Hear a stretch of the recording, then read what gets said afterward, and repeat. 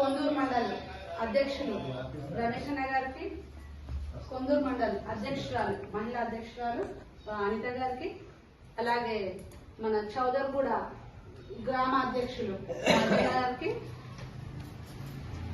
అలాగే ఇక్కడికి రీచ్ చేసిన మన వీరన్నపేట అన్నదమ్ములందరికీ హృదయపూర్వక నమస్కారాలు. చెన్నై చెప్పగానే ఇంతమంది కూర్చుంటారని నేను కూడా ఎక్స్పెక్ట్ చేయలేదు.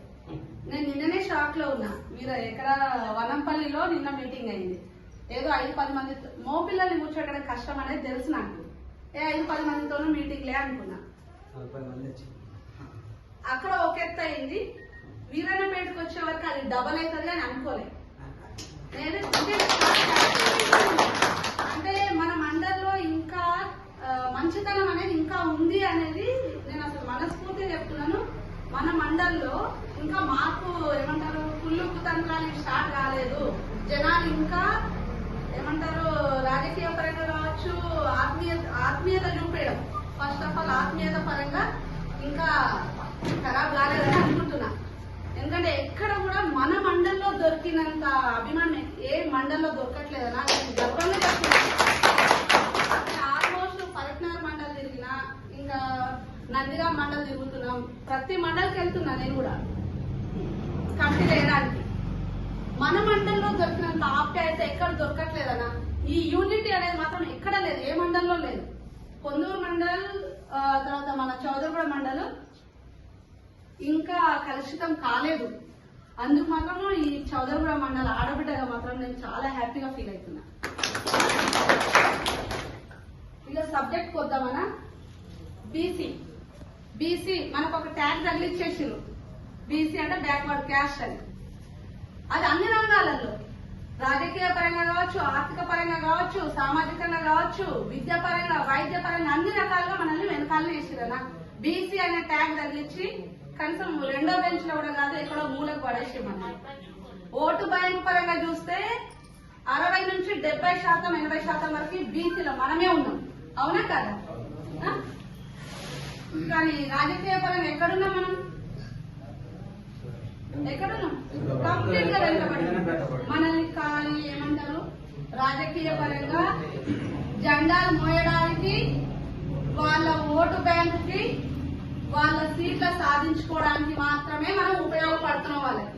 వాళ్ళు అట్లా వాడుకుంటున్నారు మనల్ని. అగ్రకులాలంతా మనల్ని ఎట్లా వాడుకుంటున్నారంటే వాళ్ళ పబ్బం గడుపుకోవడానికి మాత్రమే మనల్ని వాడుకుంటున్నారు. అంటే మనల్ని మోసం చేస్తున్నారు. ఇక్కడ మోసపోయే వాళ్ళది తప్ప, మోసం చేసే వాళ్ళది తప్ప. మనస్ఫూర్తి ఒప్పుకోండి. మోసపోయే వాళ్ళది తప్ప, మోసం చేసే వాళ్ళది తప్ప.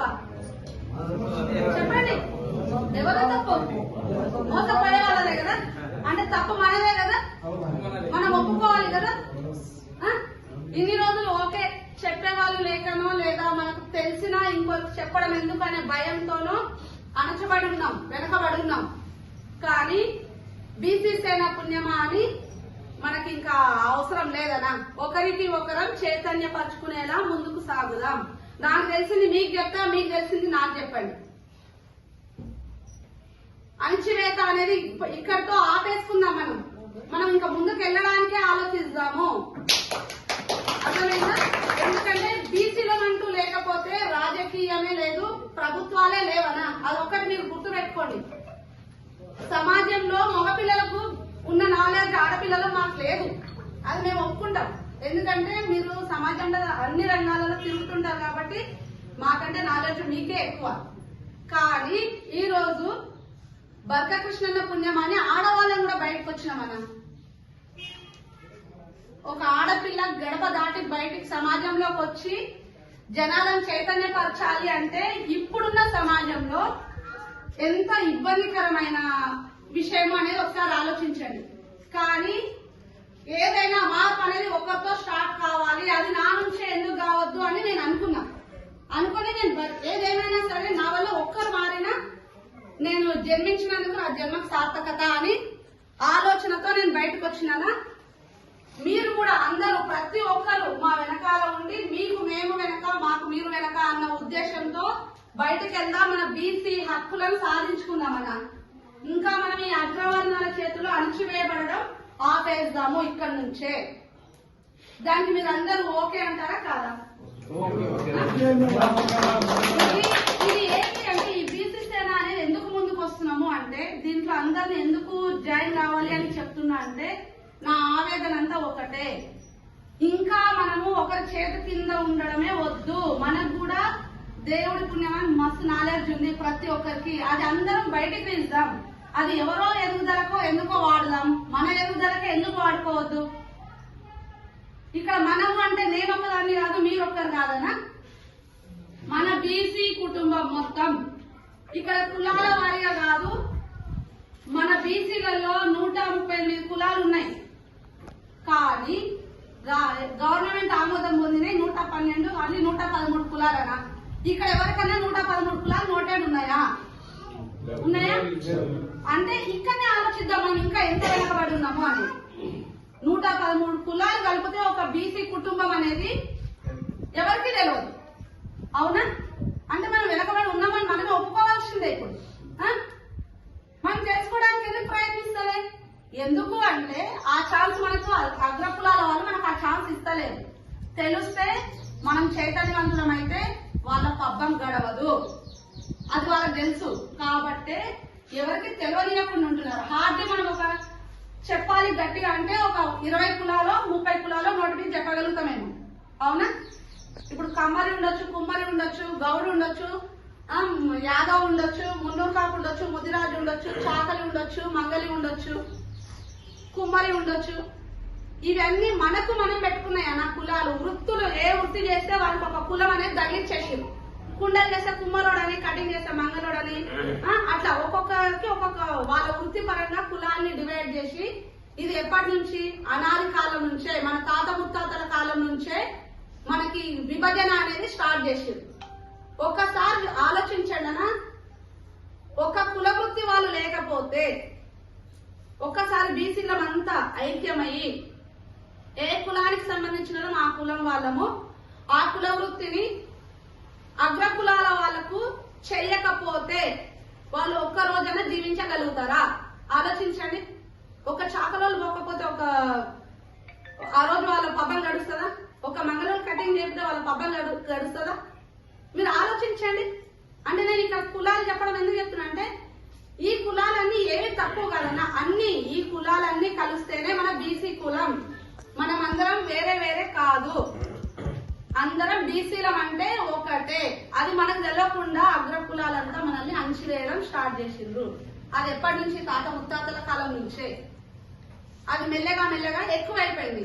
ఉదాహరణ కన్నా ఇప్పుడు మనం ఎంతో ప్రేమగా ఉండే ఒక ఇంట్లో అన్నదమ్ములు ఎంతో ప్రేమగా ఉన్నా ఎలక్షన్స్ వచ్చినప్పుడు మీరు అబ్జర్వ్ చేయండి, అన్నదమ్ములు వాళ్ళు విడిపోతారు. ఎట్లా? అక్కడ ఏం గొడవ ఉండదు. మళ్ళా ఒక వాళ్ళ తిండికి వచ్చేదా అంటే కాదు, వాళ్ళ ఆస్తి పంపకాల కోసం విడిపోతున్నారు అంటే కాదు, పోనీ వాళ్ళ కుటుంబానికి ఆ విడిపోవడం వల్ల ఏమైనా అవసరం యూజ్ అవుతుందా అంటే అది కూడా కాదు. ఎవరి కోసం విడిపోతున్నారు మీరు చెప్పండి? ఎవరి కోసం విడిపోతున్నారు? స్వార్థపు రాజకీయాల కోసము. ఆ స్వార్థపు రాజకీయాలు ఎవరు చేస్తున్నారు? అగ్రకులాలు చేస్తున్నారు. అగ్రకులాలు అంటే ఎవరైనా చెప్పండి, ఎవరు అగ్రకులాలంటే? రెడ్డిస్ ఉండొచ్చు, కమ్మ ఉండొచ్చు, వెలమ ఉండొచ్చు, నాయక్స్ ఉండొచ్చు, చౌదరీస్ ఉండొచ్చు. ఇవన్నీ అన్ని అగ్రకులాలే. ఇంత కష్టం చేసుకుంటూ మనం కూర్చునే శక్తి లేదా మనకి?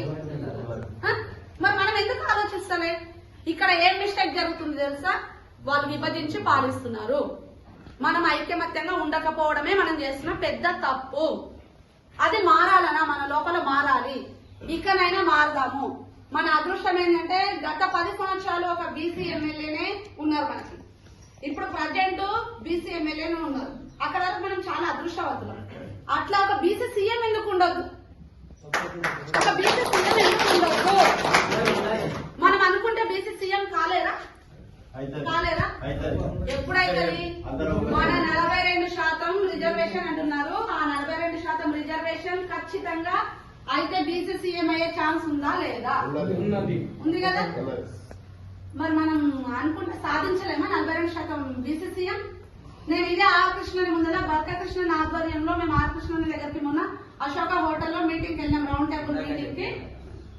నేను ఇంత ధైర్యంగా మాట్లాడిన అక్కడ అందరూ ఆశ్చర్యపోయారు. నేను అక్కడ అట్లీస్ట్ జెంట్స్ కూడా ఇంత ధైర్యంగా మాట్లాడలేకపోయారు. మన పెద్ద పెద్ద పోస్టులలో ఉన్న వాళ్ళు నేను ఇంతే ధైర్యంగా ఎందుకు మాట్లాడినా అంటే నా వెనకాల మా బర్కకృష్ణ అని ఉన్నాడు.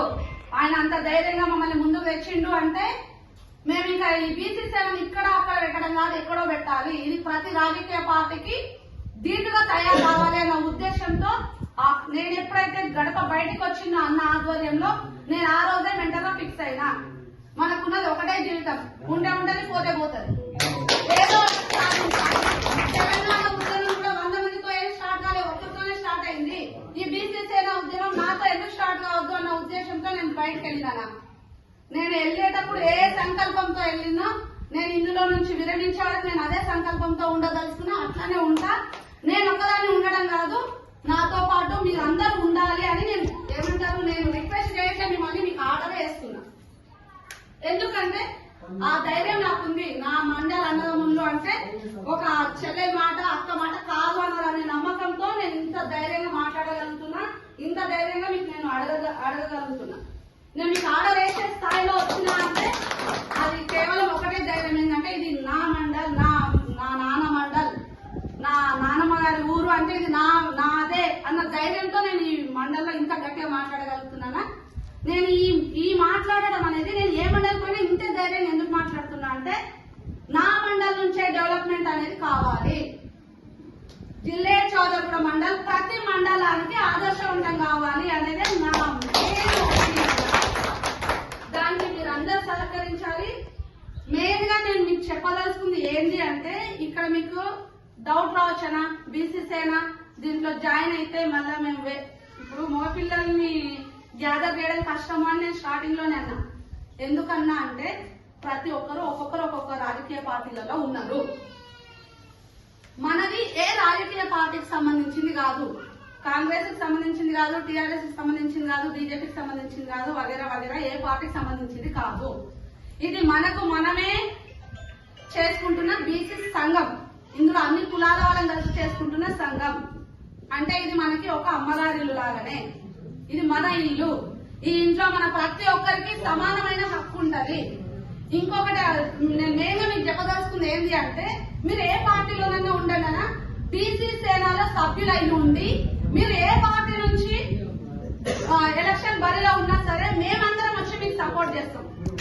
ఇది పార్టీకి సంబంధించిన కాదు, మీరు నిస్సందేహంగా ఏ పార్టీలోనైనా ఉండండి. కానీ మన బీసీ సేన దాంట్లో సభ్యత్వం ఉండి మీరు బరిలో ఉంటే కనుక ఎలక్షన్స్ లో సర్పంచ్ కావచ్చు, ఎంపీటీసీ కావచ్చు, జెడ్పీటీసీ కావచ్చు, ఎమ్మెల్యే కావచ్చు, ఎక్కడి వరకైనా సరే ఏ పార్టీలో అయినా సరే ఉండండి. జస్ట్ మన బీసీ సేనలో మెంబర్ అయి ఉంటే చాలు, మేము వచ్చి ధైర్యంగా మీకు సపోర్ట్ చేస్తాం. మీ క్యాన్వర్సింగ్ లో మేము ఉంటాం. మీరు పిలవండి జయక్క, చెన్నయ్య. ఇప్పుడు ఇక్కడ జయక్క వేరు కాదు, చెన్నయ్య వేరు కాదు. జయక్క అయినా చెన్నయ్య అయినా బీసీ సేన జిల్లే చౌదరిగూడ మండల్లో మీ అన్న మీ చెల్లె. మీరు ఎట్లనని అనుకోండి. మీరు ధైర్యంగా మాకు ఏ టైంలో అయినా ఫోన్ చేయొచ్చు. అక్క ఇక్కడ ఈ సమస్య ఉంది, చెన్ననా నాకు ఇక్కడ ఈ సమస్య ఉంది అంటే ఇద్దరం వాలిపోతాం. అక్కడ మేమిద్దరమే కాదు, మా వెనకాల ఇంకో 100 మంది ఉంటారు. 100 మందితో పాటు మన విలేజ్ మెంబర్స్ అందరూ ఉంటారు. అది ఏ ప్రాబ్లం అయినా కానీ ఒక భూ సమస్య అయినా సరేనా ఇప్పటి నుంచి మనం అగ్రకులాల దగ్గర పోయి మనం పరిష్కారం అడగడం మానేస్తాం. ఫస్ట్ మనకు లేదా ఆ సత్తా. ఇప్పుడు ఒక యాదవ్కి వచ్చింది ప్రాబ్లం, ఒక గౌడో, ఒక ముదిరాజో, ఒక మున్నూరు కాపో, ఒక చాకలో, ఒక మంగలో పోయి ఆ సమస్యను తీర్చే ధైర్యం లేదా మనకి? లేదా? మరి ఎందుకు మనం మన సమస్యలు తీసుకుపోయి అగ్రకుల పైన దగ్గర పెడుతున్నాం, ఒక పట్టణం దగ్గర పెడుతున్నాం కదా? ఎందుకు వాళ్ళకి ఏం ఎక్కువ ఉంది, మనకేం తక్కువ ఉంది అలా మీరు ఒక్కటి ఆలోచించండి. ఆర్థికంగా వాళ్ళు గట్టిగా ఉండొచ్చు, ఒప్పుకుంటానే దాన్ని. ఎందుకు అంటే మా తాత ముత్తాతల కాలం నుంచి మనదంతా దోసుకొని వాళ్ళు వెనకాల వేసుకున్నారు. అవునా? కాబట్టి వాళ్ళు ఆర్థికంగా గట్టిగా ఉన్నారు. కానీ ఓటు బ్యాంకు పరంగా ఎవరైనా గట్టిగా ఉన్నాం, బీసీలను గట్టిగా ఉన్నాం. మరి ఓటు బ్యాంకు లేకపోతే వాళ్ళ ఆస్తి దేనికి పనికి వస్తుంది ఒక్కసారి ఆలోచించండి మీరు మీరు ఒకసారి ఆలోచించండి అన్న. ఓటు బ్యాంక్ అంటూ లేకపోతే వాళ్ళ ఆస్తి దేనికి పనికి వస్తుంది? కాబట్టి ఓటు బ్యాంక్ ఇంపార్టెంట్ కాబట్టి మనం ఐకమత్యంగా ఉందాం. ఓటు బ్యాంక్ ఇంపార్టెంట్ కాబట్టి మనం ఐకమత్యంగా ఉందాం. మనం ఇంకా ముందుకు వెళ్దామన్నా అందరం ఐకమత్యంగా ఉండి ముందుకెళ్దాము. ముందుకెళ్ళి మన సీఎం బీసీ క్యాండిడేట్ వచ్చే వరకు పోరాడదామన్నా. అది ప్రతి ఒక్కరం అనుకుంటేనే జరుగుతుంది. మీరందరూ జాయిన్ కండి. దీని బీసీ సేనలో జాయిన్ కావడం వల్ల ఎవరికి ఎట్లాంటి రాజకీయ ఒత్తిడి ఉండదు, ఎట్లాంటి ప్రాబ్లము లేదు. అందరం కలిసికట్టుగా ముందుకెళ్దాం. కలిసికట్టుగా మన హక్కులను మనం సాధించుకునే వాళ్ళ ఏమైనా తప్పుగా మాట్లాడినా కూడా అర్థం చేసుకోండి. నా ఆవేదన